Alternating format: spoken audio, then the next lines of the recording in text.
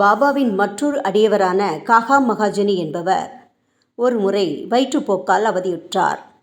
பாபாவுக்கு தனது சேவை தடைபடாமல் இருக்க ஒரு மூலையில் பானையில் தண்ணீரை வைத்துவிட்டு பாபா கூப்பிடும் போதெல்லாம் செல்வார்.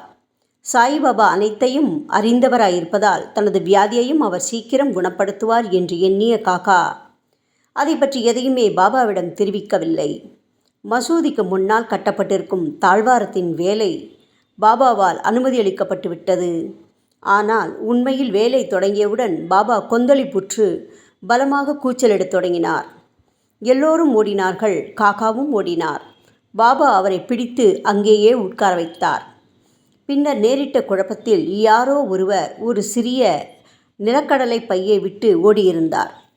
பாபா கை நிறைய கடலை பருப்புகளை எடுத்து தமது கைகளால் அவற்றை தேய்த்து தோலை ஊதி சுத்தமான கடலை பருப்புகளை காக்காவிடம் கொடுத்து சாப்பிடச் சொன்னார்.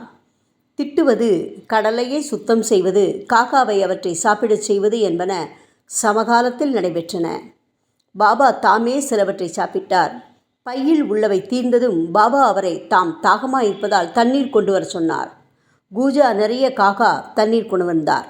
பின்னர் பாபா சிறிது தண்ணீர் அருந்திவிட்டு காகாவையும் தண்ணீர் குடிக்கும்படி கூறினார். பாபா அப்போது, உனது வயிற்றுப்போக்கு நின்றுவிட்டது, நீ இனிமேல் தாழ்வாரத்தின் வேலையை கவனிக்கலாம் என்று கூறினார். இதற்கு இடையில் ஓடிப்போனவர்கள் எல்லாம் திரும்பி வந்தனர். தனது வயிற்றுப்போக்கு நின்று போன காகாவும் திரும்பி வந்து வேலையில் கலந்து கொண்டார். நிலக்கடலையா வயிற்றுப்போக்குக்கு மருந்து? நிகழ்கால மருத்துவப்படி நிலக்கடலை வயிற்றுப்போக்கை மிகவும் அதிகரிக்கும், அதை குணப்படுத்தாது. பாபாவின் மொழிகளே இவ்விஷயத்திலும் மற்ற விஷயங்களிலும் உள்ள உண்மையான சிகிச்சையாகும். ஸ்ரீ சாயியை பணிக. அனைவருக்கும் சாந்தி நிலவட்டும். ஓம் சாய்ராம்.